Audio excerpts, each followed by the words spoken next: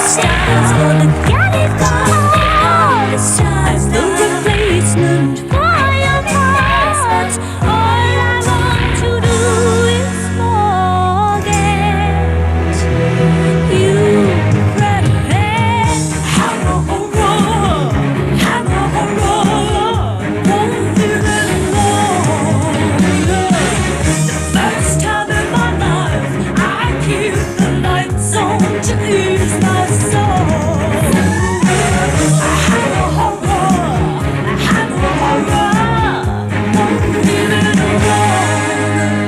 Don't know, is this the right thing to do?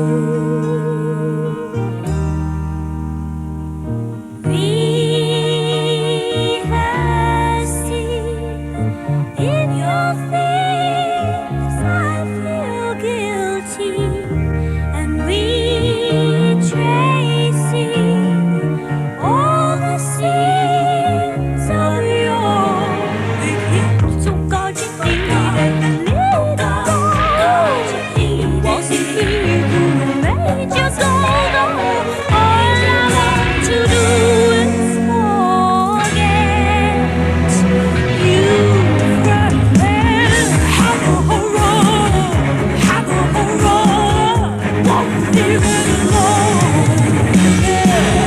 First time in my life I keep the lights on to ease my soul.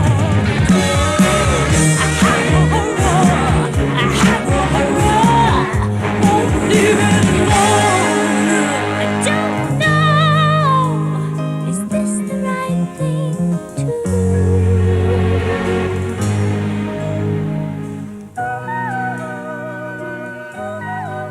On July the 30th, Kate Bush was 21. A bustling, always active person, she was hard at work on her next album after 18 months of calculated success. A convent girl from Bexley in Kent, she'd been playing music with her brothers almost before she could walk. Her father, a doctor, had always been interested in their songs and their singing, and by age 16, Kate had already been spotted by EMI as potential talent. But the family and record company agreed that Kate Bush should wait several years before launching a full-blast career. A period of apprenticeship that gave her the stability to survive the star-making process. The first time you sang in public, do you remember that? Yeah, that was about 2 years ago in a pub in Lewisham. And I was so scared, I really was. But once you're up there, it's different, you know, you just forget all about it because they're there to see you and you have to give it to them. Was it a good reception? Yes, it was. I mean, considering it was a pub and we were totally unknown, they were very good, very respectful. It was good, yeah. Have you had bad experiences? Yeah, a couple in the pubs, actually, because sometimes you get audiences that you can't predict. And one particular night we were in Putney, on the eve of the football match between Scotland and England, and all the Scottish guys were in there. And they were mad, they were just mad. They had flags waving everywhere. No one could see the stage because all the guys were getting up on the stage, you know, and putting their arms around you. And it was a bit hard to keep singing when everyone was like getting up on stage and poking sticks in your eye. But they were good people. Did you ever consider doing something else other than being a singer? When I was at school, I wanted to be a vet and a psychiatrist, but I didn't really want to be. That was just, I suppose, to keep people happy, to think that if I did get a career, it would be a straight one. But it wasn't what I wanted to do at all. Did you do things like A-levels and O-level? I took O-levels and my mock A's, but I left before. How many O's did you get? I got 10. 10? Yeah. They must have been disappointed when you went off to sing. I don't think so, no. I think they thought I was a bit foolish. But I thought it was right. Was there one day when you decided, that's it, I'm going to be a singer, I'm going to make that a career? Yes, there was. I didn't think there would have been, but one day I was with a friend in a park and I just knew that was what I wanted to do. I had to leave school and I had to do it. And I'm very glad I did. In early January this year, Kate Bush had never performed before an important live audience. She had several successful singles to her name, a couple of albums in the charts, a string of TV appearances, but in a sense she was a media singer. When she took the decision to go on tour, no one doubted how important it could prove to her career. because most live artists make their mistakes either in private or before a very small audience. Tonight, here at the Liverpool Empire, Kate Bush starts at the top, before several thousand. She can't afford to fail.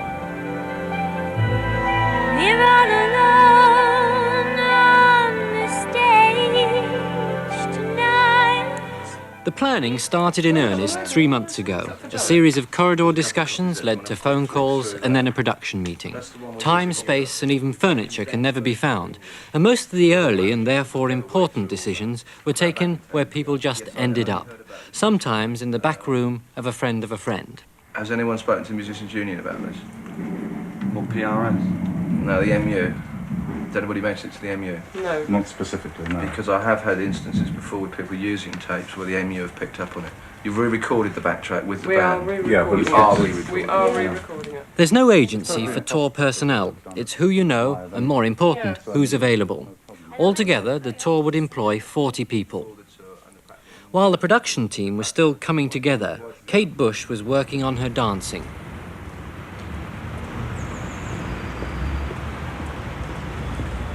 Two, get the head over, three, get the head over, further, keep the left leg working all the time, and up. 2, 3, 4, 5, right in front of the mouth, stretch, stretch, and down, now to up again, 2, 3. Now you might think that Kate Bush is in pretty good shape, but a dancing instructor had 3 weeks to produce a super fit body, capable of enduring 2 hours of grueling exertion. 4, and side out, 2, change in, and 1. A doctor's daughter, not yet 21, with all the pressures of a £200,000 tour on her shoulders, selecting and rejecting the best advice she could find and buy. And center, and out. Okay. One of our problems is that Kate is dancing better and better. I mean, I'm teaching her, and she's working. It's incredible how far she's got. I wouldn't have thought it was possible. And the problem now is that she's getting so good at dancing that it's going to be hard to keep her from dancing so that she can sing properly. I mean, it would be fantastic if we could put the whole show on a recorder, and then she could mime it and then dance. We can't do that. She's got to sing it, so we've got to fit the dancing to the singing. What, you mean she'd be out of breath? Oh yeah, I mean, she couldn't dance the way she could dance possibly and sing at the same time. So somehow we've got to work it out so that it all fits in properly. The broader ideas were usually Kate's, the choreography often a case of trial and error, with Anthony Van Last cutting back on her more enthusiastic contortions. Nearly every day meant shaping another song or perfecting the one they'd started yesterday. You do that too. It's important that the visuals are just emphasising the music, because it's not a dance show, it's a music show that's being illustrated with movement, and it's important that they both complement each other. And I'm not a dancer, I'm just learning to dance, and what I can do, I'll try and put across in the show, but I'm not a dancer. I just love dancing, and I want to be able to learn as much as I can.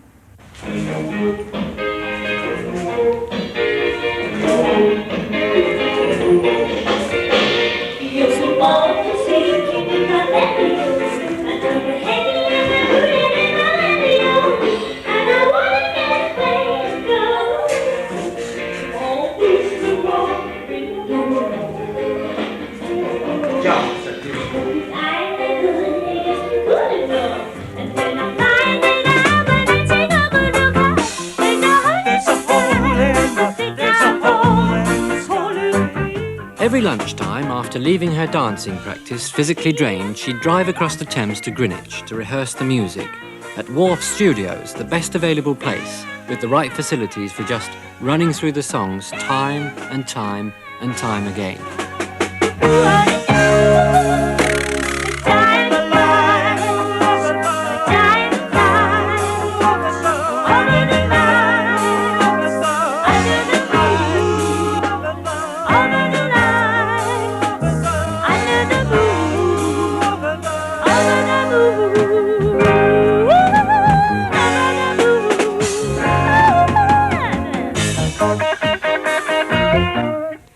However many times they'd tried it before, they still kept going until it was perfect every time.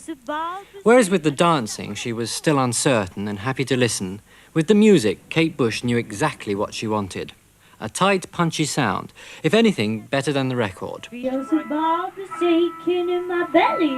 We're not just reproducing the albums here, I mean, when you're a band, you have your own identity, and if you're just reproducing albums, there's not much point in having a band, I mean, you might as well just play the album. Does she ever lose her temper with you? No, I mean, do you ever lose your temper with it? Me? Lose my temper? No. Come on, let's get on with it.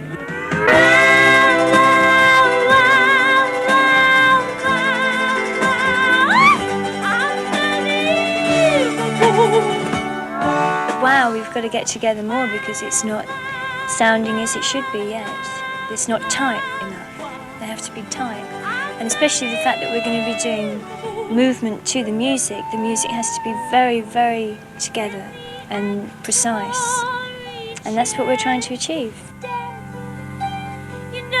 It's not for real. He just holds his breath. I think the main reason why they listen to me is because I'm paying the wages and that it's my music. And I think they have enough respect for me, I hope, not to turn around and say, you don't know what you're talking about. How much like the record will your music finally be in the concert? That is a problem, because obviously the albums have been very carefully produced and you've got mixed levels and everything. And for live work, to a certain extent, we couldn't do it exactly as the album is, even if we wanted to, because it wouldn't come across in a strong way. For a live performance, you have to be aware of the fact that making things more obvious so as people can hear them, trying to possibly make songs quicker.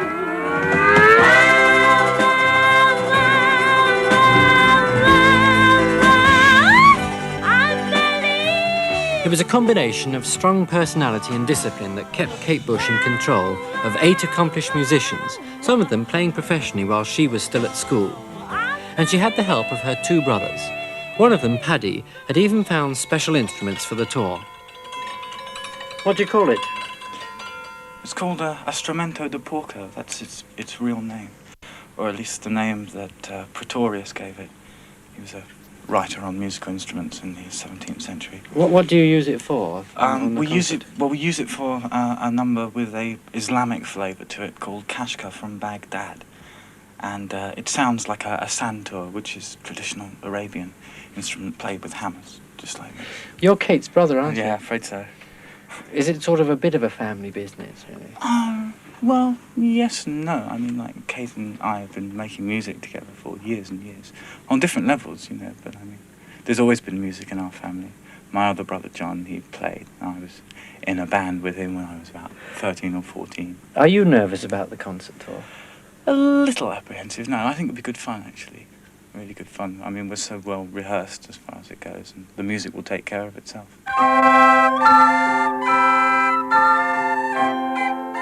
By early March, the whole team moved out to Shepperton for more space and practice. The music was finally how she wanted it, but the other details had yet to click. Some of the equipment had proven unsuitable, and more still had to be ordered, often costing thousands of pounds. And above all, one major problem had yet to be solved. She wouldn't be able to dance and sing and hold a microphone at the same time.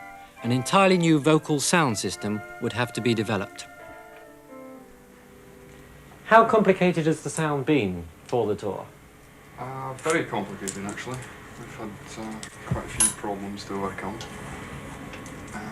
Mainly the making up of Kate herself, from the dance point of view. How have you solved that? With a very small microphone. A small mic on a boom arm. It's going to be used from the side of her head. Half a dozen complete outfits were in their final stages, every single one capable of being changed quickly between songs. Yeah, right. And I think without actually having cobwebs all over you, I think this is the nearest you're going to get to cobwebs without it. Beautiful. And for the dancers... With 3 weeks to go, Kate Bush was more like an executive than a singer, making a series of decisions almost every hour. Every detail, every colour, every texture, she helped to decide. Even the choice of the crew food was partly influenced by her and produced by her other brother, John. Well, we've got nothing really difficult, but there are a lot of vegetarians involved, about 16. And my wife's been cooking for the last few days. And it's working out really well. Everybody likes it. It's all going very fast. It's almost a vegetarian tour, isn't it? Yeah, you could say that. Yes. Yeah. Well, it's good food because it lets people carry on working afterwards. They're not walking around really laid out with an enormous great meat meal.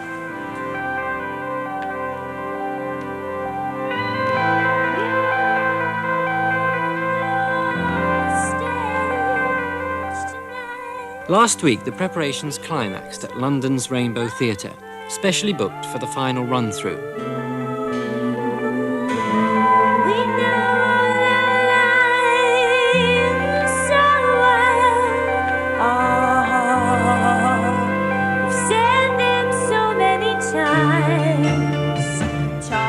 In conditions of surprising secrecy, the last wrinkles were gradually ironed out. After 2.5 months of intense hard work, everyone, including Kate herself, was holding up well. By then, the entire tour, finishing with 4 nights at the Palladium, had been sold out. You say we're fantastic, but still we don't have the booze.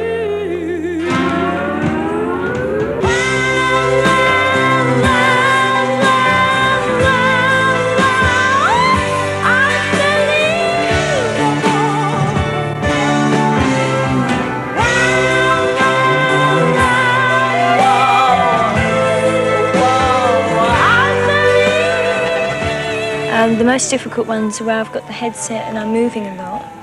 And it's an amazing feeling of freedom because there's nothing in your hands yet you can hear your voice being projected miles away. It's incredible.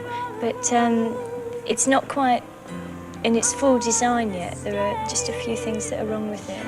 And it's not always right in front of my mouth, but we're getting that scene too. With only 1 week to go before opening, how do you think the rehearsals have gone so far? I think they're going very well. There's a lot of rushing, but there always is at this time, and that's when most gets done. I think it's going well.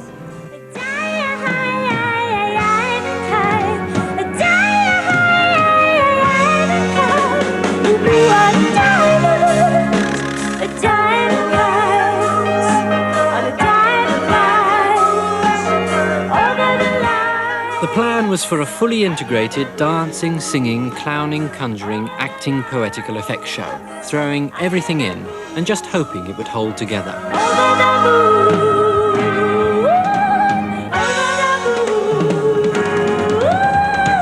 On the last dress rehearsal, it finally did. And although at first they wouldn't admit it, they were ready for Liverpool.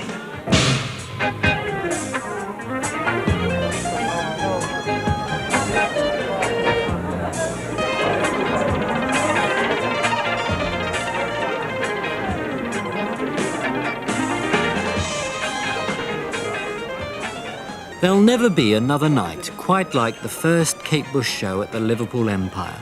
Even parts of the audience were nervous, wondering if the young lady with brittle voice had brittle nerves as well. But her manager, Hilary Walker, was carefully hiding any fears she had. It has been hard work every day, 7 days a week, but it's really been a question of getting the right people to do the right jobs at the right time and pulling them all together and making a big team and making it work. Are you nervous about tonight? Excited, I think we all are. Yes, we're all nervous, of course we are. But fingers crossed. It means a lot, doesn't it? Yes, it does.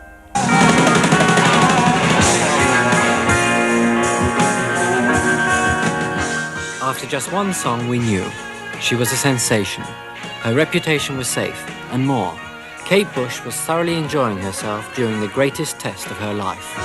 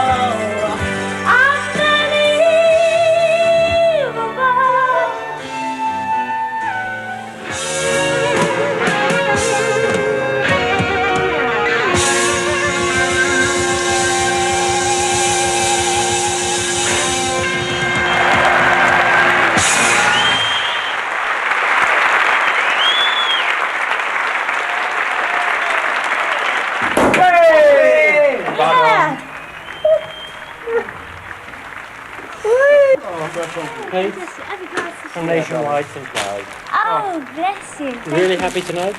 Did you enjoy the show? Oh, it was lovely. Did you? You really happy?